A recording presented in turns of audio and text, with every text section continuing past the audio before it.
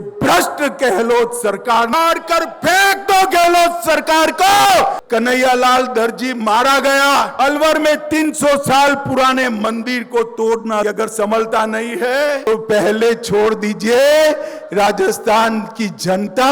मैं उनके गांव में आकर बोलता हूं, गहलोत जी ध्यान से सुनिएगा, अभी ये वो राहुल बाबा भारत जोड़ो यात्रा लेकर निकले हैं। 2023 में भगवा झंडा फहराओगे क्या?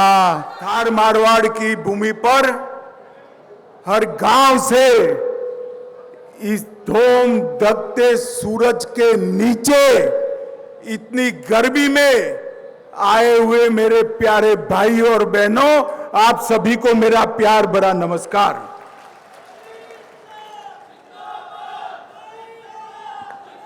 मित्रों, मैं यहां आने से पहले कम से कम 10 बार हमारे सतीश पुनिया जी के सामने नाराजगी व्यक्त करता था। कितनी धूप में दोपहर 2 बजे आपने क्यों कार्यकर्ता संगम रखा? शाम को 4 बजे नहीं रख सकते थे क्या? सुबह नहीं रख सकते क्या था? मगर आज यहां पर एक भी कुर्सी खाली नहीं है। खींचो खींच 25,000 लोग बैठे हैं। मैं मारवाड़ की वीर भूमि के ये सभी कार्यकर्ताओं का पार्टी, राजस्थान और देश के प्रति जो आपका प्यार है उसको 2 हाथ जोड़कर मैं प्रणाम करना चाहता हूं। मित्रों, माताओं, भाइयों, बहनों, ये मारवाड़ की भूमि वीर दुर्गादास राठौड़ की भूमि, जिस दुर्गादास राठौड़ की वीरता के चर्चे न केवल राजस्थान, कश्मीर से कन्याकुमारी, पूरे देश भर में होते हैं। जिस व्यक्ति ने पूरा जीवन मुगलों के शासन के सामने, अन्याय के सामने, धोखे के सामने लड़ने के लिए बिता दिया और अंत में संन्यास लेकर शिप्रा के तट पर अपने प्राण त्यागे, ये महान वीर दुर्गादास राठौड़ को भी मैं प्रणाम करना चाहता हूं। मित्रों, आज यहां पर आया हूं तब सुबह ही मैं तन्नोत मां के तीर्थ स्थान को मोदी जी ने 19 करोड़ के खर्च से एक बहुत बड़ा यात्रा धाम करने का निर्णय किया है। उसका भूमि पूजन कर कर आया हूं। ये माने 65 और 71 के युद्ध में हमारी पश्चिमी सीमाओं को सुरक्षित किया था। आज भी 43 डिग्री टेम्परेचर में हमारा जवान मां को प्रणाम कर कर सीमा पर खड़ा रहता है तो हमारे दुश्मनों के दांत खट्टे कर कर ही वापिस आता है। मोदी जी ने 19 करोड़ खर्च कर कर वहां पर एक बहुत बड़ा यात्रा धाम बनाने का निर्णय किया है। मैं पूरे राजस्थान और मारवाड़ की जनता की ओर से मोदी जी को बहुत बहुत धन्यवाद कहना चाहता हूं। मित्रों, ये वही भूमि है जहां 1998 में श्रद्धेय अटल जी ने पोखरण विस्फोट कर कर भारत को अणु महासत्ताओं में शामिल करने का काम किया था। यही भूमि है जिसने जब कभी भी चाहे मुगलों के सामने लड़ना हो, चाहे पाकिस्तान के सामने लड़ना हो, पीछे मुड़कर नहीं देखा। मित्रों, आज जब मैं यहां आया हूं तब राजस्थान भाजपा को जनसंघ के समय थे मजबूत करने वाले लाल कृष्ण आडवाणी जी, सुंदर सिंह भंडारी जी, आचार्य गिरिराज किशोर, ललित किशोर चतुर्वेदी जी, भंवरलाल शर्मा जी, रामदास अग्रवाल जी, रघुवीर सिंह जी कौशल, मदन लाल सैनी जी को याद करता हूं और हमारे पूर्व मुख्यमंत्री भैरव सिंह शेखावत जी को भी प्रणाम कर कर मेरी बात की शुरुआत कर। यही वो लोग थे जिन्होंने राजस्थान को बदलने का काम किया।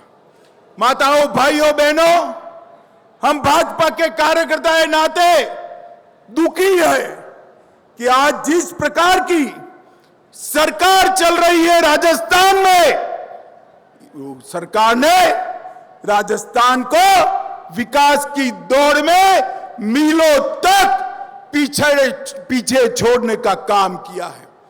मैं गहलोत सरकार की बाद में बात करता हूं।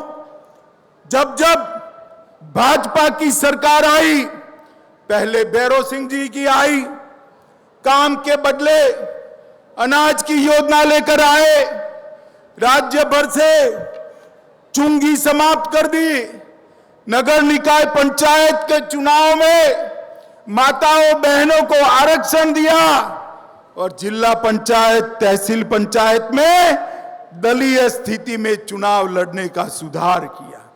पूर्ण बहुमत न होने के बावजूद भी भैरव सिंह ने राजस्थान के विकास के लिए काम किया। फिर आप सभी ने मिलकर हमारी बहन वसुंधरा जी को मौका दिया, वसुंधरा जी की सरकार बनी। वसुंधरा राजे जी ने सबसे बड़ा काम किया, 3 लाख तक मुफ्त इलाज की व्यवस्था भामाशाह योजना कर कर की। 5 रुपये में नाश्ता और 8 रुपये में भोजन दिया। टोल टैक्स से मुक्ति दी, किसानों को 1000 रुपया बिजली बिल में सब्सिडी दी और जल स्वावलंबन अभियान भी शुरू किया। इसके साथ साथ गांव और शहरों में गौरव पथ योजना से विकास को पहुंचाने का काम किया। किसानों के 50,000 तक के ऋण को सिर्फ वादा नहीं, माफ करने का काम भी वसुंधरा जी ने किया। अनुसूचित जाति और जनजाति के भाइयों का 2 लाख तक का ऋण उन्होंने माफ करने का काम किया और ढेर सारे कामों से उन्होंने राजस्थान को विकास के रास्ते पर आगे बढ़ाया। मित्रों, आज मैं यहां आया हूं तब आप लोगों को कहने आया हूं, अभी देश में कांग्रेस की 2 सरकारें हैं। कितनी सरकारें हैं भाई? अभी देश में कांग्रेस की 2 सरकारें हैं। कितनी हैं? दोनों का चुनाव 23 में है। कब है? छत्तीसगढ़ और राजस्थान में अगर भाजपा सरकार होती है तो क्या बचेगा? जोर से बोलिए, क्या बचेगा? करने जैसा काम है या नहीं है? है या नहीं है? तो मुझे बताओ मारवाड़ के भाइयों बहनों कार्यकर्ताओं, 2023 में भगवा झंडा फहराओगे क्या? पक्का? मित्रों, सरकारें बनती है, सरकारें बनती है,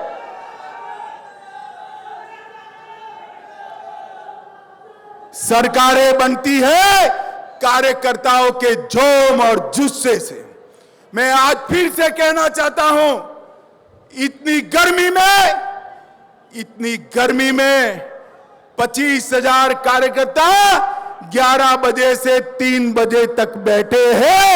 वो ही बताता है यहां सरकार बनने जा रही है।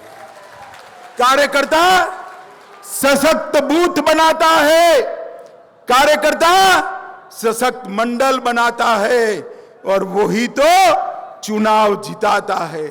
मित्रों, लगभग 52,000 बूथों में से 43,000 बूथों तक बूथ के कार्यकर्ता के फोटो के साथ का रजिस्टर हमारे प्रदेश अध्यक्ष जी ने बनाया है। मैं उनको बहुत बहुत साधुवाद दूं। मित्रों, अभी ये राहुल बाबा अरे भाई क्यों हंस रहे हो? हंस क्यों रहे हो? बोलो भारत माता की। अभी ये वो राहुल बाबा भारत जोड़ो यात्रा लेकर निकले हैं, विदेशी जर्सी पहनकर, विदेशी टी शर्ट पहनकर भारत जोड़ने निकले हैं। मित्रों, मैं उनको और कांग्रेसियों को उनका संसद का भाषण का एक वाक्य याद कराता हूं, भारत राष्ट्र है ही नहीं। अरे राहुल बाबा, किस किताब में पढ़े हो? किस किताब में पढ़े हो? ये तो वो राष्ट्र है जिसके लिए लाखों लाखों लोगों ने अपने सर कटवाकर भूमि को लाल करने का काम कर दिया। ये तो ये राष्ट्र है जहां हजारों बहनों ने जौहर कर कर अपने आप को सम्मान के लिए और देश के लिए जिंदा आग में झोंक दिया, अग्नि कुंड में झोंक दिया। और आपको ये राष्ट्र नहीं लगता है? ये राहुल बाबा भारत जोड़ने निकले हैं। मुझे लगता है कि उनको भारत का इतिहास पढ़ने की जरूरत है। और गहलोत साहब जोधपुर के ही है, मैं उनके गांव में आकर बोलता हूं, गहलोत जी ध्यान से सुनिएगा, आपके वादे याद कराने आया हूं। 2018 में राहुल बाबा के साथ अंट संट वादे किए थे, 5 साल होने को आए, भारतीय जनता पार्टी आपका हिसाब मांगती है। क्या हुआ? 10 दिन के अंदर किसानों का ऋण माफ करने का क्या हुआ? मुझे बताओ भैया, किसानों का ऋण माफ हुआ है क्या? जोर से बोलो, हुआ है क्या? गहलोत से हिसाब मांगोगे? मित्रों, उन्होंने कहा था 3500 रुपया बेरोजगारी भत्ता देंगे। ये युवा खड़े हैं, किसी को मिलता है क्या? मिलता है भाई? हिसाब मांगोगे क्या? मित्रों, 20 लाख युवाओं को रोजगार देने का काम करेंगे। अरे गहलोत साहब, 10% का भी सूची तो दिखा दो जरा। अरे युवाओं, बोलो जरा, मिली है रोजगारी? मिली है रोजगारी? आप नहीं दे सकते। मित्रों, वसुंधरा जी गई तब राजस्थान में बेरोजगारी की दर 5.4% थी, गहलोत सरकार ने बढ़ाकर 32% करने का काम गहलोत सरकार ने किया। मित्रों, मोदी जी ने अभी पेट्रोल पर टैक्स कम किया, भारत सरकार का टैक्स तो कम करा। भाजपा की जहां जहां सरकारें थी, सभी राज्य सरकारों ने वेट कम करने का काम करा, मगर गहलोत जी ने नहीं किया। आज देश में सबसे महंगा डीजल और पेट्रोल कहीं मिलता है तो राजस्थान के अंदर मिलता है। मारवाड़ वालों, हिसाब मांगोगे या नहीं मांगोगे? अरे जोर से बोलो, मांगोगे या नहीं मांगोगे? सबसे बड़ी महंगी बिजली देश में कहीं पर मिलती है तो ये मेरे राजस्थान के अंदर मिलती है। मित्रों, कौन जिम्मेदार है इसके लिए? जोर से बोलो, कौन जिम्मेदार है इसके लिए? अरे उखाड़ कर फेंक दो गहलोत सरकार को, हम आकर टैक्स भी कम करेंगे, बिजली के दाम भी कम करेंगे। मित्रों, गहलोत सरकार विकास का काम नहीं कर सकती, रोड रास्ता नहीं बना सकती, बिजली के कारखाने नहीं लगा सकती, किसानों को बिजली नहीं मुहैया करा सकती, युवाओं को रोजगारी नहीं दिया सकती। वो कर सकती है तो वोट बैंक की राजनीति कर सकती है, तुष्टीकरण की राजनीति कर सकती है। मुझे बताओ भैया, हमारे भाई कन्हैयालाल दर्जी मारा गया, निर्ममता के साथ मारा गया। ये सहन कर लेंगे क्या आप? कर लेंगे? करौली की हिंसा को सहन करेंगे? हिंदू त्योहार पर प्रतिबंध लगाना सहन करेंगे? रामनवमी की शोभा यात्रा न निकालना सहन करेंगे? विजयादशमी के पथ संचलन को रोकना सहन करेंगे? अलवर में 300 साल पुराने मंदिर को तोड़ना सहन करोगे क्या? मित्रों, छबड़ा, भीलवाड़ा, करौली, जोधपुर, चित्तौड़, नौहर, मेवात, मालपुरा और जयपुर में सुनियोजित दंगे एक कांग्रेसियों ने कराए हैं, कांग्रेसियों ने कराए हैं। मैं तो गहलोत साहब को इतना कहना चाहता हूं कि अगर संभलता नहीं है तो पहले छोड़ दीजिए। राजस्थान की जनता भाजपा को लाने के लिए तैयार बैठी है। मित्रों, जिस प्रकार से झालावाड़ में कृष्णा वाल्मीकि को पीट पीट कर मार दिया गया, महंत विजयदास जी जो श्री कृष्ण क्रीड़ा स्थली की पहाड़ियों में खनन बंद कराने के लिए उपवास पर बैठे थे, उनको खनन माफियाओं के खिलाफ आत्मदाह करना पड़ा और 15 दिन पहले आत्मदाह करने की चेतावनी देने के बावजूद भी ये भ्रष्ट गहलोत सरकार ने खनन माफियाओं पर कोई कार्यवाही नहीं की और वो संत अपने आप को जलाने के लिए मजबूर हो गए। मित्रों, मुझे बताओ, इस प्रकार की घटनाएं राजस्थान में पहले कभी सुनी है क्या आपने? गहलोत सरकार का प्रशासन पर कोई कंट्रोल नहीं है और लॉ एंड ऑर्डर के मुद्दे पर तो ऐसा हुआ है, गहलोत सरकार, लॉ एंड ऑर्डर अंग्रेजी शब्द है मगर उसको हिंदी में पढ़ती है।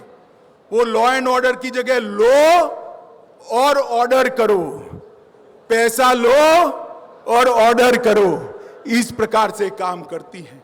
मित्रों, महिलाओं के खिलाफ 56% केस बढ़े हैं। जयपुर में महिला शिक्षक को जिंदा जला दिया गया। दौसा में आदिवासी महिला का अपहरण कर गैंग रेप किया गया। राजस्थान में जो 42,000 मामले थे वो बढ़ते बढ़ते 50,000 से ज्यादा हो गए। मित्रों, ये संभाल नहीं सकते। गौ माता भी यहां पर सुरक्षित नहीं है और इसके सामने नरेंद्र मोदी जी की सरकार है। मोदी जी ने सिर्फ राजस्थान में 23 मेडिकल कॉलेज मंजूर किए हैं। मित्रों, 23 मेडिकल कॉलेज मंजूर किए।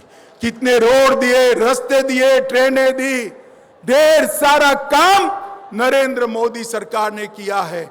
और अभी आपने देखा होगा कोची में अपने भारत में बना हुआ विक्रांत मोदी जी ने राष्ट्र को समर्पित करने का काम किया और नौसेना के झंडे पर इतने साल से गुलामी की जो निशानियां थी उसको उखाड़ फेंककर शिवाजी महाराज के चिन्ह को प्रस्तावित करने का काम नरेंद्र मोदी सरकार ने किया है।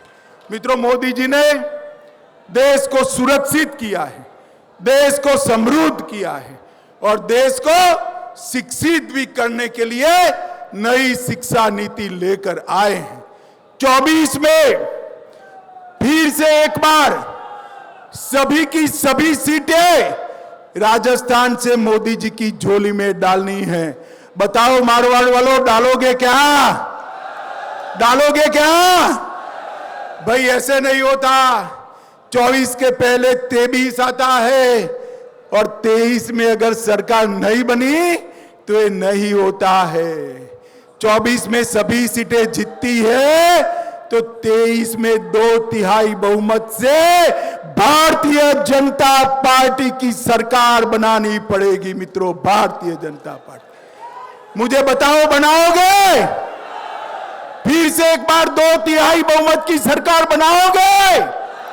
मोदी जी के हाथ मजबूत करोगे, कमल फूल की सरकार बनाओगे, तो मेरे साथ दोनों हाथ उठाओ, उठाइए दोनों हाथ और विजय के संकल्प की मुट्ठी बींचिए और प्रचंड आवाज से बोलिए, भारत माता की, भारत माता की, भारत माता की, वंदे वंदे वंदे।